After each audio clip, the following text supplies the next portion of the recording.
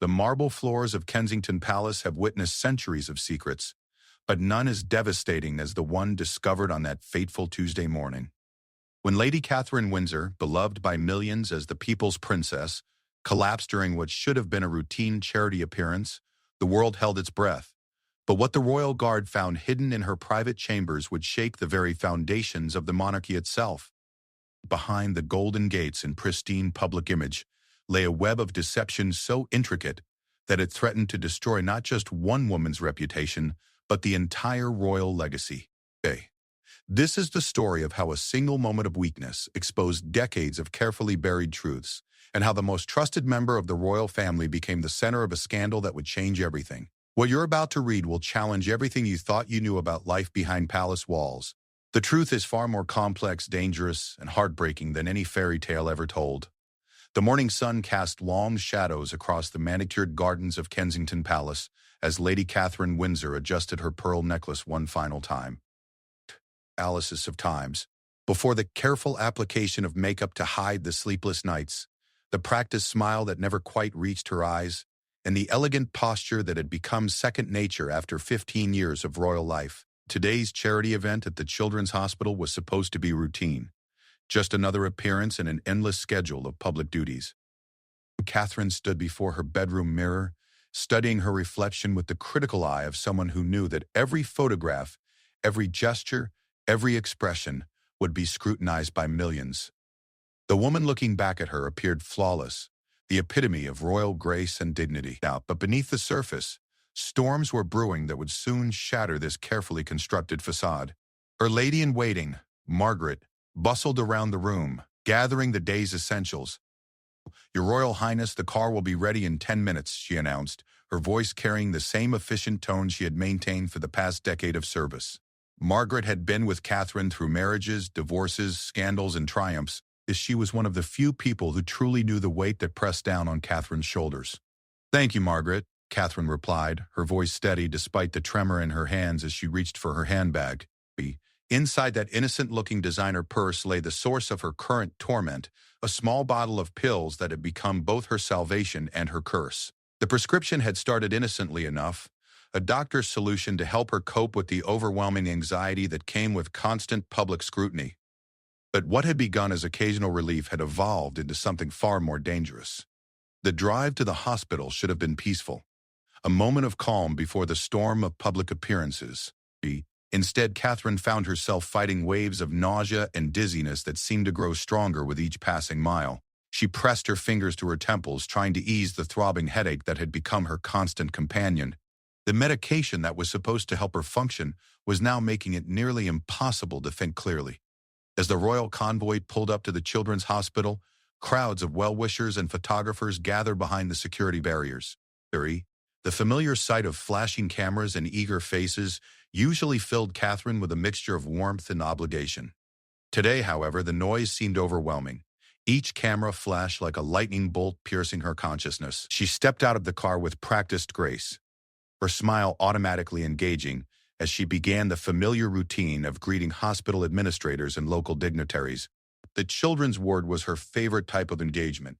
The pure joy and innocence of the young patients always reminded her why she had chosen to dedicate her life to public service. But as she moved through the hospital corridors, shaking hands and posing for pictures, Catherine could feel her body betraying her. The first sign of trouble came during her visit to the pediatric cancer ward. As she knelt beside a 7-year-old girl named Emily, who was undergoing chemotherapy, Catherine felt the room begin to spin.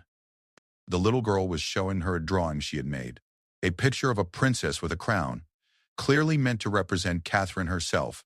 The innocent gesture, normally something that would have brought tears of joy to Catherine's eyes, instead triggered a wave of guilt and shame so intense that she could barely breathe. "It's beautiful, sweetheart," Catherine managed to say, her voice sounding distant even to her own ears. But as she stood up from the child's bedside, the world tilted dangerously. She gripped the metal bedrail, trying to steady herself, but the combination of medication, stress, and exhaustion was proving too much for her system to handle.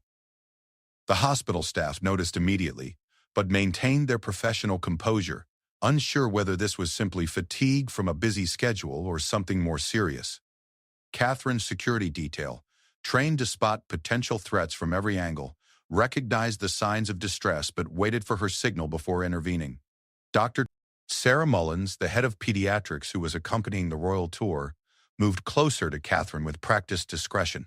"Your Royal Highness, perhaps we should take a brief break," she suggested quietly, her medical training alerting her to the fact that something was seriously wrong. Catherine wanted to push through, to complete the visit as planned. She had never canceled an engagement due to illness, and her sense of duty ran deeper than any personal discomfort. But as they moved toward the hospital's main atrium where a small ceremony was planned, her vision began to blur. The faces around her became indistinct shapes, and the sound of applause from gathered staff members echoed strangely in her ears. The moment that changed, everything happened just as Catherine was supposed to unveil a plaque commemorating the hospital's new wing. She had done this hundreds of times before.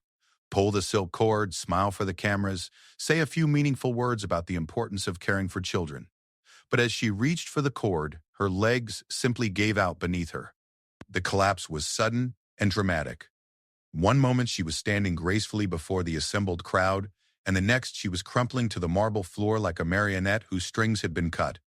The sound of her body hitting the ground echoed through the suddenly silent atrium, followed immediately by gasps of horror and the rapid movement of security personnel.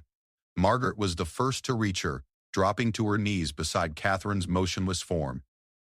"Call an ambulance," she shouted, her usual composure shattered by the sight of her employer lying unconscious on the hospital floor. The irony that they were already in a hospital was not lost on anyone present, but protocol demanded a full medical response. Dr. Mullins immediately took charge, her medical training overriding any consideration of royal protocol. She checked Catherine's pulse and breathing while shouting instructions to her nursing staff. "She's breathing but unresponsive. Get me a stretcher and clear a room immediately." As hospital staff rushed to provide medical care, Catherine's security team faced a different crisis. They had to secure the scene, protect their principal, and somehow manage the media disaster that was unfolding before dozens of witnesses and photographers. The head of her security detail, Commander James Harrison, had served in this role for 8 years and had never faced a situation quite like this. Within minutes, Catherine was wheeled into a private room where Dr. Mullins and her team began a thorough examination. They checked her vital signs, drew blood for testing, and tried to determine what had caused such a dramatic collapse in an apparently healthy 38-year-old woman. It was during this examination that they found the first clue, the small bottle of pills that had fallen from her handbag when she collapsed. Commander Harrison stood guard outside the hospital room, fielding increasingly frantic calls from Buckingham Palace while trying to manage the growing media presence. The official line being given to reporters was that Catherine had collapsed due to exhaustion and was receiving excellent care, but Harrison knew that the truth was likely far more complicated than simple fatigue. Meanwhile, at Kensington Palace, another drama was beginning to unfold. News of Catherine's collapse had spread quickly through the household staff, and Margaret's absence meant that certain daily routines were being handled by temporary personnel. It was Rebecca Chen, a young housekeeping supervisor, who made the discovery that would change everything. Rebecca had been instructed to tidy Catherine's private study, a room that was normally off limits to all but the most trusted staff members. As she carefully dusted the antique desk, she noticed that one of the locked drawers had been left slightly ajar, probably in Catherine's haste to leave for the hospital engagement that morning. Following protocol, Rebecca should have simply closed the drawer and reported the security lapse to the appropriate supervisor. But something about the contents visible through the small gap caught her attention. She could see the corner of what appeared to be a photograph, and beneath it, the edge of what looked like official documents bearing government seals. The decision to look inside that drawer would haunt Rebecca for years to come. What she found was a collection of documents, photographs, and correspondence that told a story so shocking that she initially couldn't believe what she was seeing. Bank statements showing massive transfers from accounts linked to foreign governments.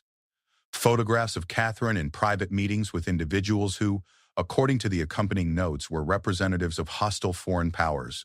And most damaging of all, copies of classified government documents that Catherine should never have had access to. At the bottom of the collection was a handwritten letter in Catherine's distinctive script. Dated just 3 days earlier, the letter was addressed to someone identified only as AP and contained what appeared to be sensitive information about upcoming government policy decisions and the private conversations of senior royal family members. Rebecca's hands shook as she realized the implications of what she had discovered. The beloved people's princess, the woman who had captured hearts around the world with her humanitarian work and personal struggles, appeared to be involved in something that could only be described as espionage or treason. The young housekeeper faced an impossible choice. Her loyalty to Catherine was absolute. She had worked in the household for 3 years and had nothing but admiration for her employer's kindness and dedication to charitable causes. But the document she had found suggested activities that went far beyond personal indiscretions or even ordinary scandals. This was potential treason against the crown and country. Back at the hospital, Catherine remained unconscious as doctors worked to stabilize her condition and determine the cause of her collapse.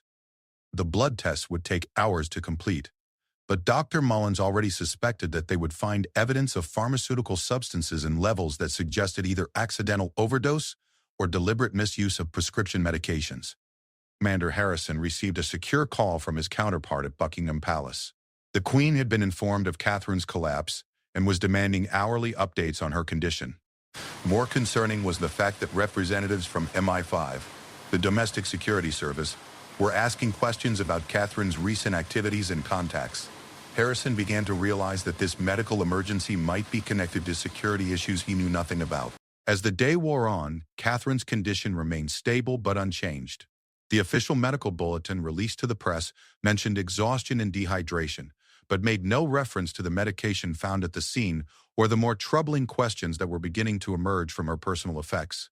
In her private study at Kensington Palace, Rebecca Chen sat staring at the open drawer, knowing that her next actions would affect not just her own life, but potentially the stability of the monarchy itself. The evidence before her suggested that one of the most trusted and beloved members of the royal family had been living a double life, engaging in activities that could constitute the highest forms of treason. The palace walls that had protected Catherine's secrets for so long were finally beginning to crack, and the truth that emerged would prove far more devastating than anyone could have imagined. The sterile hospital room where Catherine lay unconscious became the center of a carefully orchestrated dance of power and protocol. Dr. Mullins had sedated her patient to allow for a comprehensive neurological evaluation, but the medical mystery was quickly becoming overshadowed by the political storm brewing outside the hospital walls. Commander Harrison found himself fielding calls from increasingly senior levels of government, each conversation more urgent than the last. At 3:47 p.m., exactly 6 hours after Catherine's collapse, Rebecca Chen made the phone call that would change the course of British history. Her hands trembled as she dialed the secure number that all palace staff had been given for reporting security concerns. She had spent the afternoon agonizing over her discovery, reading and rereading the documents until their contents were burned into her memory. "Security office, this is Agent Morrison," came the crisp voice on the other end of the line.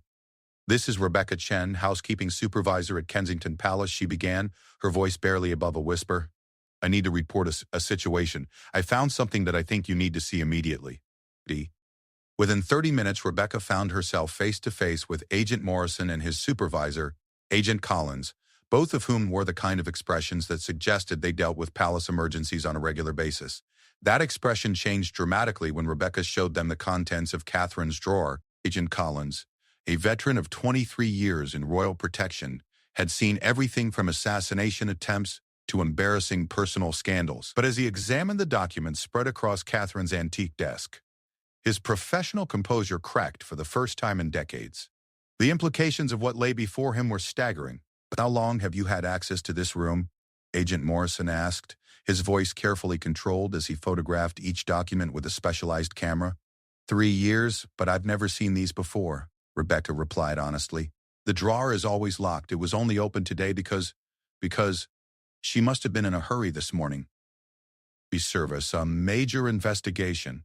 Transfers totaling over £2 million from accounts linked to Eastern European shell companies had been flowing into Catherine's private accounts over the past 18 months. But it was the correspondence that truly shocked the security agents. Letters discussing the package and references to our mutual friend in Moscow painted a picture of activity that went far beyond simple financial impropriety. Most damning of all, was a series of photographs showing Catherine in what appeared to be clandestine meetings with individuals that Agent Collins recognized from MI5 surveillance files. These were not chance encounters at charity events or diplomatic receptions. These were private meetings in secluded locations, with all the hallmarks of professional espionage activities.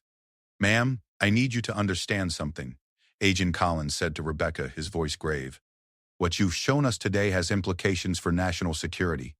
You've done the right thing by reporting this, but from this moment forward, you cannot discuss any aspect of what you've seen with anyone. Do you understand?" Rebecca nodded, though she was beginning to realize that her life had just become infinitely more complicated. She was now a key witness in what appeared to be a counterintelligence investigation involving one of the most prominent members of the royal family. As news of the security breach reached the highest levels of government, Catherine remained unconscious in her hospital bed, unaware that her carefully constructed double life was unraveling with breathtaking speed. Dr. Mullins had completed her initial examination and was waiting for the results of extensive blood work, but she was beginning to suspect that her patient's medical crisis was connected to substance abuse rather than any underlying health condition. The toxicology report, when it finally arrived, confirmed Dr. Mullins' suspicions. Catherine's blood showed dangerous levels of benzodiazepines, far exceeding any therapeutic dose. Catherine resected chronic abuse over an extended period, with the morning's collapse likely triggered by a combination of withdrawal symptoms and an accidental overdose as Catherine tried to self-medicate her anxiety.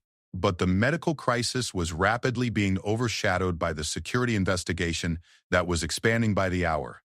MI5 had been quietly monitoring several individuals with suspected ties to foreign intelligence services, and Catherine's name had appeared peripherally in some of those reports. What had seemed like coincidental social connections were now being re-examined in light of the documentary evidence found in her study. The breakthrough came when cryptographers at GCHQ analyzed Catherine's personal communications. Her mobile phone, which had been secured as evidence following her collapse, contained encrypted messaging applications that had been carefully hidden from casual observation. When these messages were finally decoded, they revealed a pattern of communication with handlers that stretched back nearly 3 years. The messages themselves were written in a code that combined seemingly innocent references to charitable activities with more sinister communications. References to visiting the children's hospital actually meant passing classified information. Attending the garden party was code for receiving instructions from her handlers. The revelation that Catherine's humanitarian work had been used as cover for espionage activities was particularly devastating to those who had worked with her in good faith. Sir Malcolm Hartwell, the Queen's private secretary and one of the most powerful figures in the British establishment, convened an emergency meeting in the secure conference room beneath Buckingham Palace.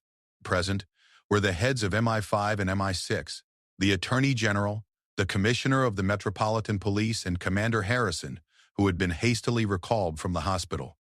"Gentlemen, we are facing a crisis that threatens the very foundations of the monarchy," Sir Malcolm began, his voice carrying the weight of 30 years of service to the crown.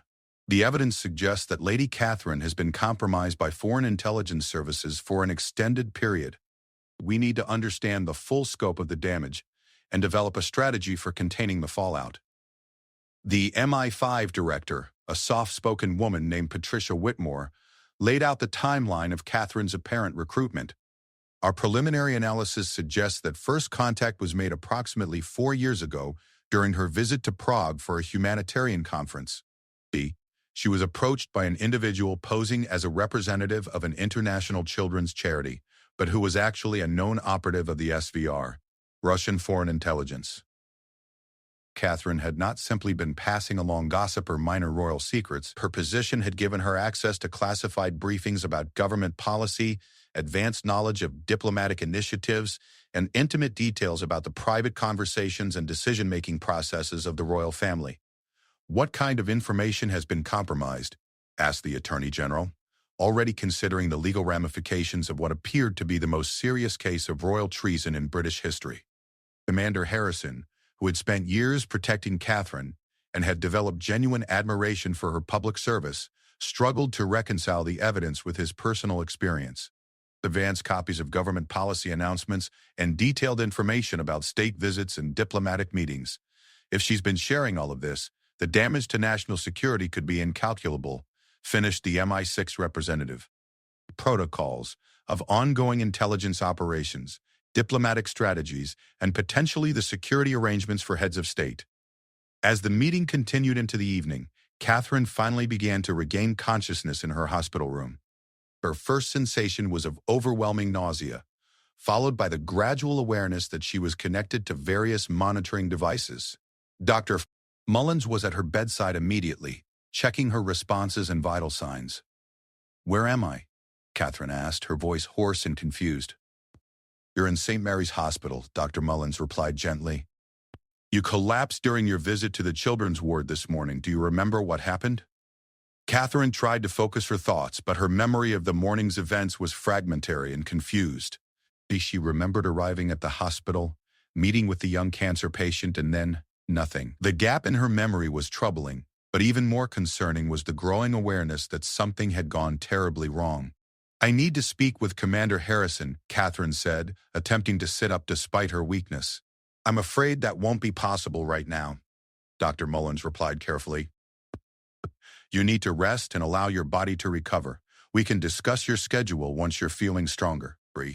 But Catherine's instincts, sharpened by years of living a double life, told her that this was more than a simple medical emergency. The carefully neutral expressions of the nursing staff, the presence of additional security personnel outside her room, and the fact that Margaret had not been allowed to visit all suggested that her collapse had triggered something far more serious than a routine health scare. Were confirmed when Agent Collins entered the room, his official credentials identifying him as a representative of the Palace Security Office. Catherine had never met Collins before, but she recognized the type: career intelligence officer with the kind of calm demeanor that suggested he was accustomed to dealing with the most sensitive situations. "Lady Catherine, I'm Agent Collins.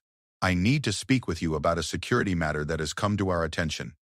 Kristana's heart began racing, but she maintained her composure with the skill that had served her well in countless high-pressure situations.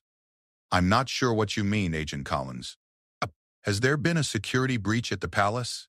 "In a manner of speaking, yes," Collins replied, settling into the chair beside her bed. "We've discovered some materials in your private study that raise serious questions about your recent activities. I think you know what I'm referring to." The moment Catherine had dreaded for nearly 4 years had finally arrived. Her carefully constructed world of secrets and lies was collapsing around her, and there was no longer any way to maintain the facade that had protected her for so long. The beloved people's princess, the woman who had captured hearts around the world with her compassion and dedication, was about to be exposed as one of the most successful foreign intelligence assets in British history. The realization that her double life was over brought with it an unexpected sense of relief, mixed with terror about what would come next.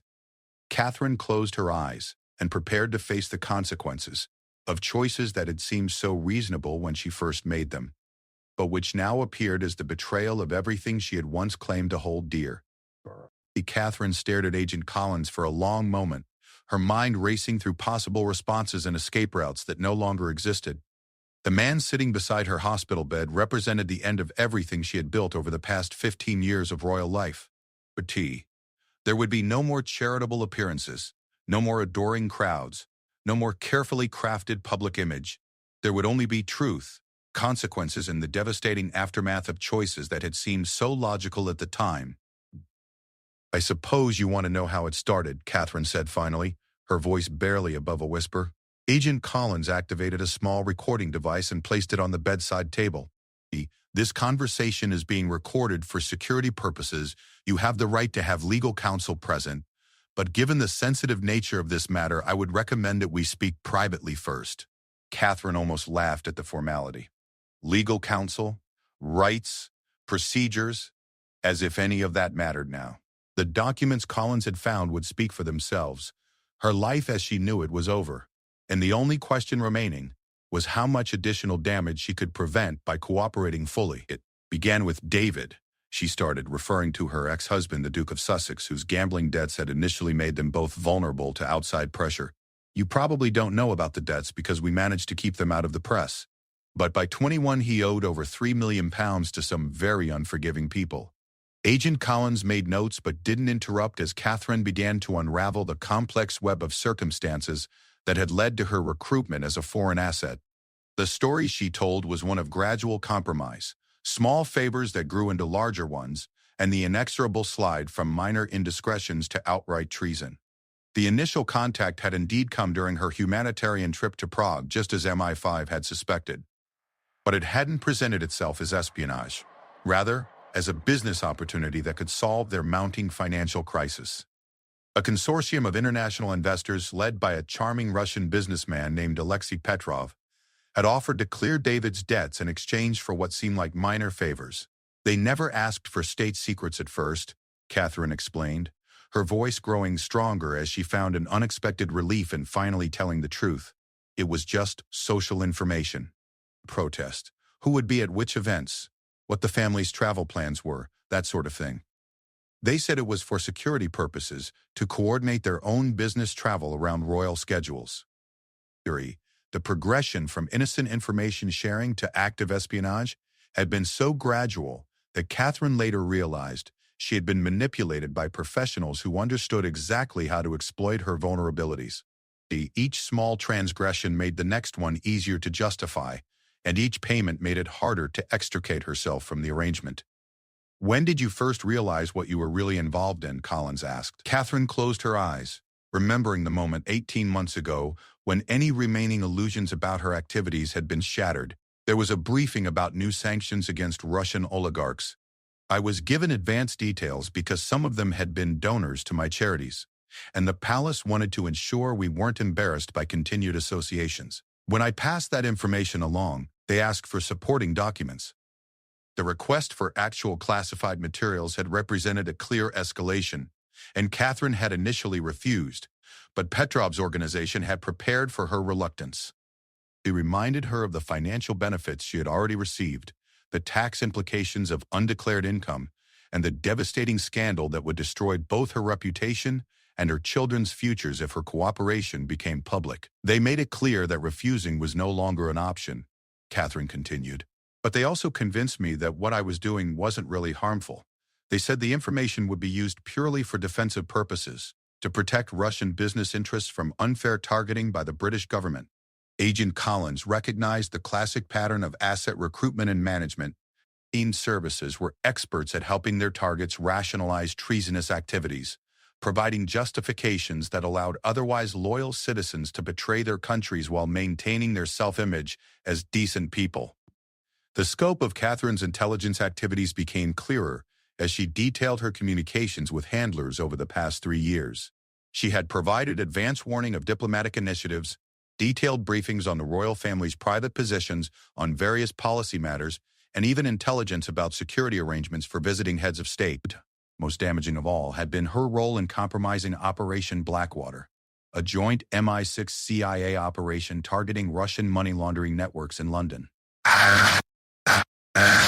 Catherine's advanced knowledge of the operation, gleaned from security briefings she received as a senior royal, had been passed to her handlers just days before the planned raids. The operation had yielded minimal results and several key suspects had fled the country before authorities could act. "How many people died because of the intelligence you provided?" Collins asked bluntly. The question hit Catherine like a physical blow. She had tried not to think about the human consequences of her actions, preferring to focus on the abstract nature of the information she was providing. But intelligence operations always involved human assets, and compromised operations meant compromised lives. "I don't know," she whispered, tears beginning to stream down her face. "They never told me what happened to the information once I provided it. I tried not to think about it."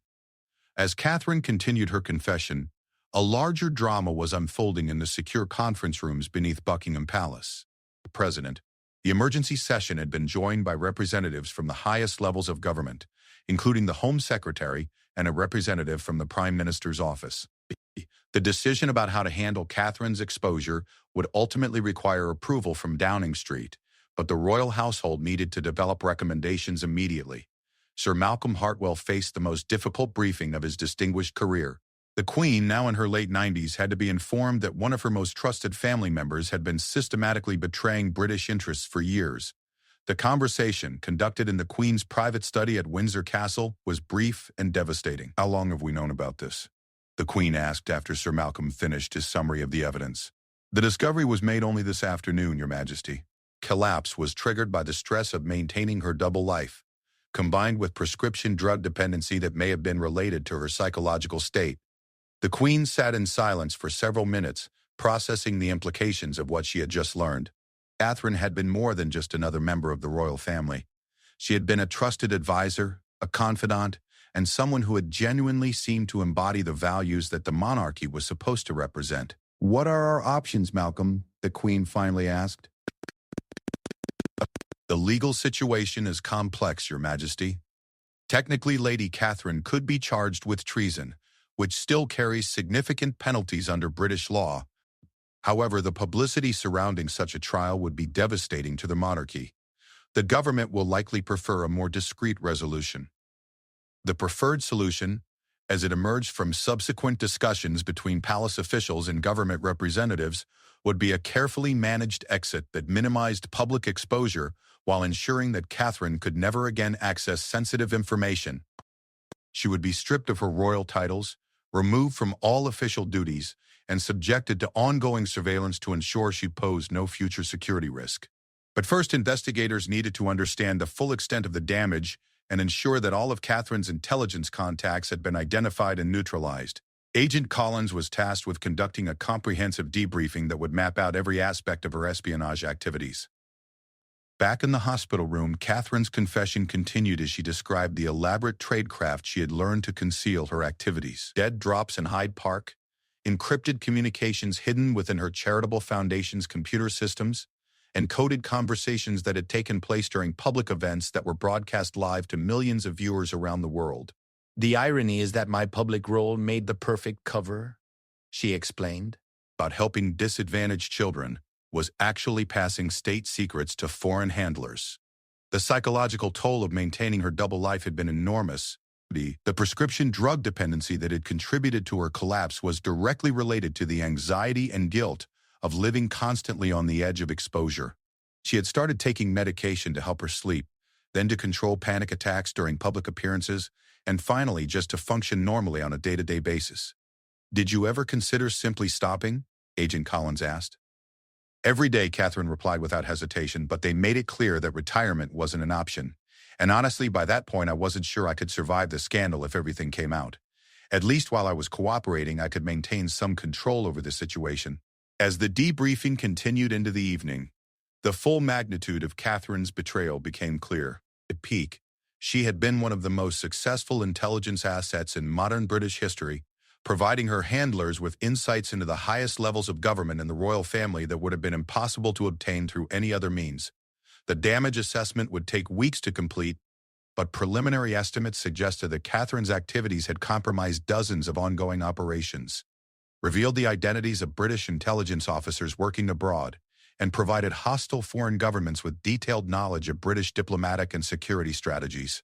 Perhaps most devastating of all was the realization that her humanitarian work, which had genuinely helped thousands of people around the world, would now be forever tainted by the revelation of her secret activities. The children's hospitals she had supported, the refugee camps she had visited, the charitable foundations she had championed, all would be viewed with suspicion and skepticism. As night fell over London, Catherine's confession drew to a close. She had revealed everything she could remember about her intelligence activities, provided detailed information about her handlers and their methods, and begun the process of cooperating with authorities to minimize any ongoing security risks. But the hardest part still lay ahead. Soon she would have to face her children, her former colleagues, and a public that had trusted her completely. The beloved people's princess was about to become the most reviled woman in Britain, and there was no way to prepare for the tsunami of betrayal and disgust that would follow her exposure. The gray dawn that broke over London on Wednesday morning brought with it the beginning of the most serious constitutional crisis the British monarchy had faced in living memory. While Catherine remained under guard in her hospital room, teams of investigators, lawyers, and crisis management specialists worked through the night to develop a strategy for containing the fallout from her confession. The secure conference room beneath Buckingham Palace had become the nerve center of a complex operation involving multiple government departments, intelligence agencies, and palace officials. Large whiteboards covered the walls, filled with timelines, organizational charts, and damage assessments that painted a picture of betrayal on an almost unimaginable scale. Sir Malcolm Hartwell stood before the assembled officials, his usually immaculate appearance showing signs of the sleepless night they had all endured. Ladies and gentlemen, we face several interconnected challenges that must be addressed simultaneously. We must neutralize any ongoing security threats, manage the legal proceedings, and somehow preserve the reputation of the monarchy itself. The legal situation alone was staggeringly complex. Catherine's confession provided a roadmap to years of treasonous activity, but prosecuting a senior member of the royal family would create precedents that could destabilize the entire constitutional system. The Attorney General, Sir Richard Pemberton, had been consulting with his most senior advisors about options that would serve justice while protecting national interests. The traditional penalty for high treason is still technically available, Sir Richard explained to the assembled group. However, pursuing that route would require a public trial that would expose sensitive intelligence methods and reveal the full extent of the security breaches. The damage to national security could be even greater than what we've already suffered. Meanwhile, MI5 and MI6 had launched parallel operations to assess and contain the damage from Catherine's intelligence activities. Every operation she might have compromised was being reviewed, every agent whose identity she might have revealed was being contacted, and every diplomatic initiative she had known about was being reassessed in light of foreign knowledge of British intentions. The Russian embassy in London had been suspiciously quiet since news of Catherine's collapse became public. Intelligence analysts believed this indicated that her handlers were either attempting to extract additional assets or were preparing for the inevitable diplomatic confrontation that would follow her exposure. At the hospital, Catherine faced her first visitor since Agent Collins had completed his initial debriefing. Margaret, her loyal lady-in-waiting, had finally been permitted to see her employer, though under strict supervision and after signing comprehensive secrecy agreements. The reunion was painful for both women. Margaret had served Catherine faithfully for a decade, believing completely in her employer's dedication to public service and humanitarian causes. Learning that this dedication had been used as cover for espionage activities was devastating. "I don't understand how this happened," Margaret said, her voice broken with emotion. "The children's hospitals, the refugee programs, the educational initiatives, how could you betray everything you claimed to believe in?" Catherine struggled to answer questions that she had been asking herself for years. "I never meant for it to go this far, Margaret. It started as a way to help David with his debts, and then it became impossible to stop. But I want you to know that my commitment to the charitable work was always genuine. That was never a lie." The distinction between Catherine's public humanitarian work and her private espionage activities would become a central issue in the coming weeks. Investigators were discovering that while her intelligence work had been extensive and damaging, her charitable activities had been equally substantial and beneficial. She had genuinely helped establish hospitals, fund educational programs, and support refugee resettlement efforts around the world. This complexity made the public relations challenge even more difficult. The palace could not simply dismiss Catherine as a villain without also undermining years of legitimate humanitarian work that had benefited thousands of people, nor could they defend her public service without appearing to minimize the seriousness of her betrayal. Dr. Sarah Mullins had been monitoring Catherine's medical condition throughout her ordeal, and she was concerned about the psychological impact of the stress Catherine was enduring. The combination of drug withdrawal, legal jeopardy, and the complete collapse of her life was taking a severe toll on her patient's mental health. "She's experiencing severe depression and anxiety, which is understandable given her circumstances," Dr. Mullins reported to Agent Collins. "However, I'm concerned that she may be at risk of self-harm. The loss of everything she's built over the past 15 years is a trauma that many people couldn't survive." This medical assessment complicated the legal proceedings even further. Catherine would need to be mentally competent to participate in any legal proceedings, but her current psychological state made that questionable. That her espionage activities had been motivated partly by mental health issues and were now being complicated by additional mental health concerns was not lost on anyone involved. The international implications of Catherine's case were also beginning to unfold. The Russian government, through carefully worded diplomatic communications, was expressing concern about the false allegations being made against a prominent humanitarian figure. This diplomatic posturing was widely interpreted as an attempt to provide political cover for their intelligence operations while positioning themselves as defenders of Catherine's humanitarian work. Other European allies were quietly seeking reassurance that their own intelligence-sharing arrangements with Britain had not been compromised. The special relationship between Britain and the United States was under particular strain, as Catherine had been present during several high-level briefings that included American officials and sensitive information about joint operations. Back at Kensington Palace, the staff members who had worked with Catherine for years were struggling to reconcile their personal experiences with the devastating revelations about her secret activities. Many had genuinely admired her dedication and had considered themselves privileged to support her humanitarian work. Rebecca Chen, whose discovery had triggered the entire investigation, was receiving counseling to help her process the psychological impact of her role in exposing Catherine's activities. The young woman had done her duty and potentially saved national security interests, but she was also responsible for destroying the life of someone she had respected and cared about. The media management aspect of the crisis required unprecedented coordination between government press officers and palace communication staff. News of Catherine's collapse had already generated significant public concern, and speculation about the reasons for her hospitalization was growing more intense by the hour.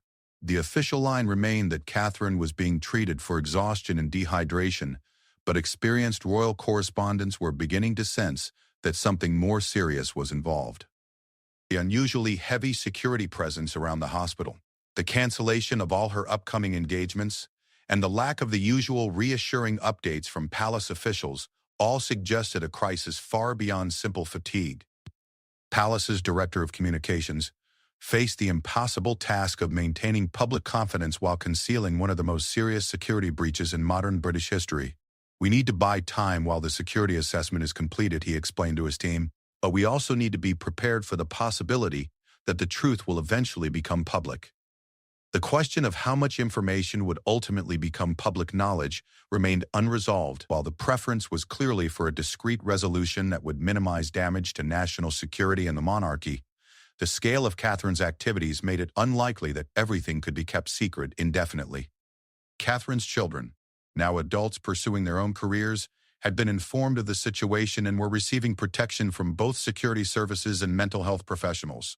The impact on the next generation of royals could be devastating, potentially affecting their ability to serve in any official capacity for decades to come. As Wednesday afternoon approached, Catherine finally received the visit she had been dreading most. Her mother, the Dowager Duchess of Marlborough, had been granted permission to see her daughter despite the security restrictions. The elderly woman, who had watched her daughter's rise to prominence with immense pride, now had to confront the reality that everything she had believed about Catherine's life had been a carefully constructed lie. The conversation between mother and daughter was brief and heartbreaking. Catherine attempted to explain her motivations and the circumstances that had led to her recruitment by foreign intelligence services, but there was no way to justify years of systematic betrayal to someone who had dedicated her own life to service and duty. "I raised you to understand the importance of loyalty and service," the Dowager Duchess said, her voice barely controlled. "How could you throw away everything our family has stood for over generations?" The choices that had seemed reasonable when faced with immediate financial pressures and psychological manipulation now appeared as the complete abandonment of every principle she had been raised to uphold. As evening approached, the final phase of Catherine's life as a member of the royal family was beginning. These documents were being prepared that would strip her of all titles and privileges, remove her from the line of succession, and formally sever her connection to the monarchy that had defined her entire adult life. The woman who had once been beloved by millions as the people's princess was about to become a private citizen facing the possibility of life imprisonment for treason. The transformation was as complete as it was devastating, and there was no path back to the life she had lost through her own choices. But even as Catherine's personal world collapsed around her, the broader implications of her case were just beginning to unfold. The security services were discovering that her espionage activities had tentacles reaching into every aspect of British society, from the highest levels of government to the charitable organizations she had supported throughout her career. 6 months later, Catherine Windsor sat in the sterile visiting room of Belmarsh Prison, staring across a metal table at the woman who had once been her closest confidant. Margaret had aged dramatically since Catherine's arrest, her hair now completely gray and deep lines etched around her eyes from months of sleepless nights and constant stress. The plea agreement that had finally resolved Catherine's case had spared her the death penalty that technically remained available for high treason, but the life sentence without possibility of parole meant she would never again see the world beyond the prison walls. Man. The woman who had once lived in palaces now occupied a 6 by 8 foot cell, her only window looking out onto a concrete exercise yard. "The children send their love," Margaret said quietly, referring to Catherine's adult children who had struggled to maintain any semblance of normal lives after their mother's exposure as a foreign intelligence asset. "They've changed their names, moved to Canada. They're trying to build new lives away from all this." Catherine nodded, unable to speak around the lump in her throat. The decision to cut all contact with her had been the most devastating consequence of her choices, even more painful than the loss of freedom or the destruction of her reputation.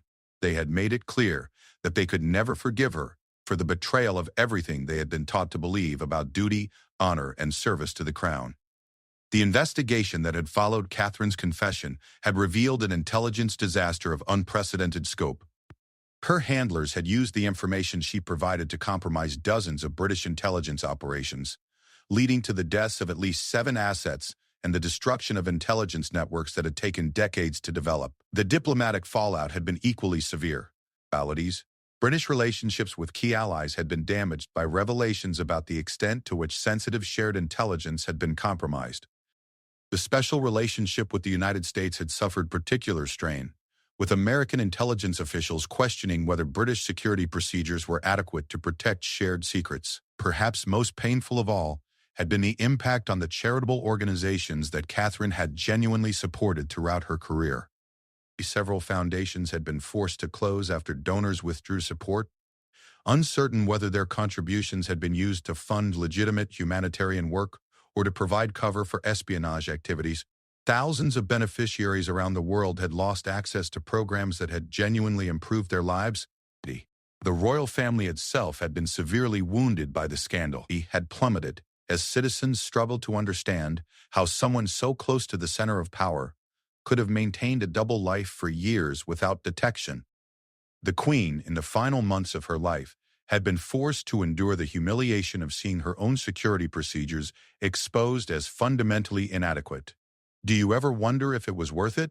Margaret asked, breaking the long silence that had settled over their conversation. Catherine considered the question that had haunted her every day since her arrest. The financial benefits she had received from her intelligence work had been substantial, but they had been far outweighed by the costs. Her children's futures had been destroyed. Her own life had ended in all but the biological sense, and the institutions she had claimed to serve had been severely damaged. "I tell myself that some good came from it," Catherine replied slowly. "That the hospitals we built, the children we helped, the refugee programs we funded, those things were real, even if my motivations were compromised. But honestly, Margaret, I'm not sure any of that matters compared to the damage I caused."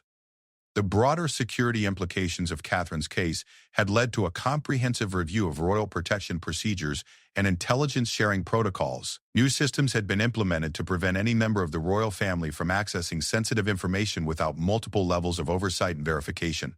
The freedom and trust that had once characterized relationships within the palace had been replaced by suspicion and constant monitoring.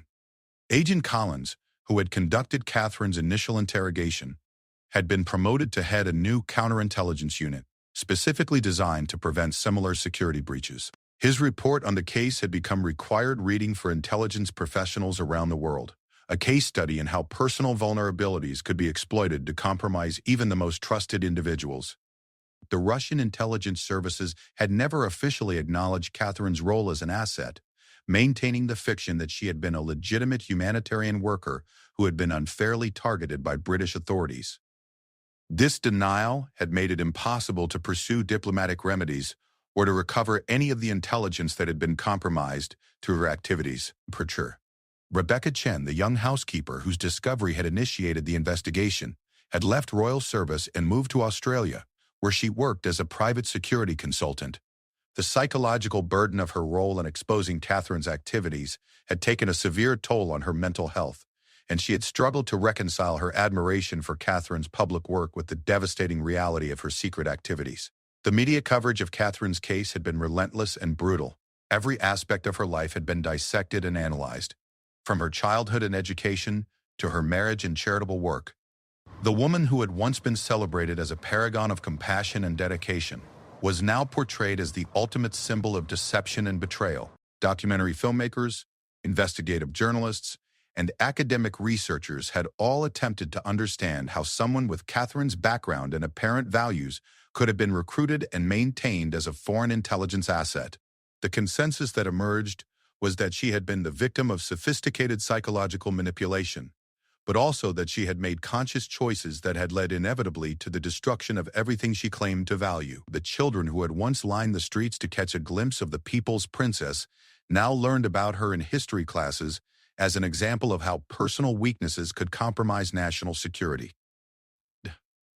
Her image had been removed from the charitable organizations she had supported, her official portraits had been taken down from government buildings, and her name had been stripped from the foundations and initiatives she had helped establish. In her cell at Belmarsh, Catherine maintained a daily routine that included extensive reading, letter writing to the few correspondents who still maintained contact with her, and meditation practices that she hoped would help her find some measure of peace. She had aged dramatically during her imprisonment, her once golden hair now completely gray and her face marked by the stress of constant confinement.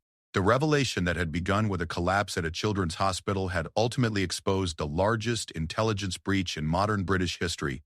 Catherine's case had demonstrated that even the most trusted individuals could be compromised, that personal vulnerabilities could be exploited to devastating effect, and that the consequences of betrayal extended far beyond the individuals directly involved. As Margaret prepared to leave after their monthly visit, Catherine grasped her hand across the metal table. "I want you to know that I never stopped caring about the work we did together," she said urgently. The charitable activities, the children we helped, the hospitals we built, that was all real, even if everything else was a lie. Margaret squeezed Catherine's hand gently, tears forming in her eyes. "I know," she replied. "That's what makes this whole situation so heartbreaking. You really did help people, Catherine. Breast. But you also betrayed everything and everyone who trusted you." As Margaret walked away from the prison that evening, she reflected on the tragedy of Catherine's life. The woman who could have been remembered as one of the great humanitarian figures of her generation would instead be remembered as a cautionary tale about the dangers of compromised loyalty and the devastating consequences of betrayal. Catherine returned to her cell knowing that this monthly visit might be her last. Margaret was elderly and frail, and the stress of maintaining contact with her former employer was taking its toll. Soon, Catherine would be truly alone with the consequences of her choices, spending the remainder of her life in a 6-by-8-foot cell, contemplating the ruins of everything she had once claimed to hold dear. The palace walls that had once protected her secrets had ultimately become the walls of her prison, and there would be no escape from the consequences of her decision to live a double life. The people's princess was gone forever, replaced by a woman who would spend the rest of her days as a living reminder of how completely a life could be destroyed by the choices we make when we think no one is watching. The story that had begun with a charitable hospital visit and a moment of physical collapse had ended with the complete destruction of one woman's life and the compromise of national security on a scale that would take decades to fully understand. In the end, the dark secret discovered by a palace guard had proven more devastating than anyone could have imagined, exposing not just one woman's betrayal, but the fundamental vulnerabilities that exist at the heart of even the most trusted institutions.